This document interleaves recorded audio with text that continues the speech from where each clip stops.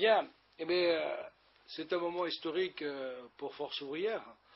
Historique d'une part parce qu'il regroupe aujourd'hui, on peut mesurer véritablement la représentativité de l'organisation Force ouvrière dans tout le secteur public et le secteur de l'État.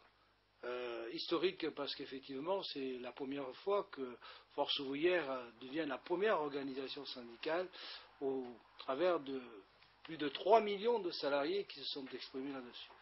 Force ouvrière avec aujourd'hui un suffrage important a marqué véritablement la place d'une organisation syndicale qui se veut à la fois constructive et représentative.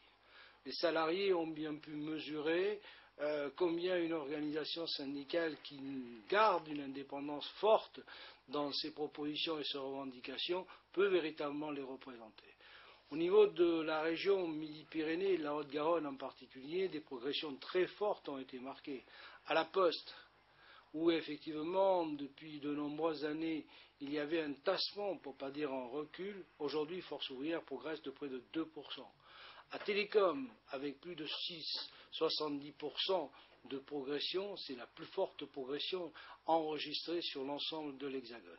Bien entendu, le secteur hospitalier, le secteur de l'État a marqué aussi une progression, ce qui fait qu'aujourd'hui, FO, dans le secteur public, devient l'organisation incontournable puisqu'elle a la première place. Alors bien entendu, elle nous donne des droits, mais elle nous donne aussi les devoirs de pouvoir continuer à maintenir les revendications des salariés à des hauts niveaux. C'est pour ça que nous ne pouvons pas accepter de brader les acquis des salariés tout simplement en ne marquant pas une véritable opposition à tous les plans d'austérité voulus par le gouvernement. Et le dernier en date, qui est celui qui correspond aux déclarations faites par le Premier ministre le 7 novembre dernier, un plan qui va accélérer la contre-réforme des retraites, qui va amener la restriction en matière de santé, qui va faire baisser les prestations sociales et familiales et d'aide au logement, et qui va revoir le revenu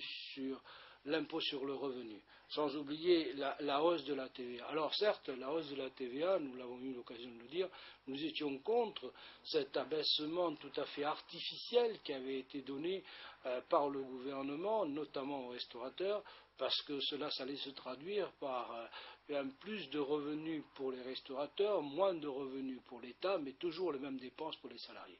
Mais ce que nous pouvons craindre aujourd'hui, c'est que cette hausse se transforme encore par une augmentation des prix sans que pour autant les salariés puissent en bénéficier, que ce soit en termes de salaire, que ce soit en termes d'emploi. Pour toutes ces raisons, nous allons continuer à nous battre, nous allons effectivement continuer à informer les salariés et à informer l'ensemble des travailleurs de ce pays sur des positions à prendre. Nous ne tomberons pas sur la facilité.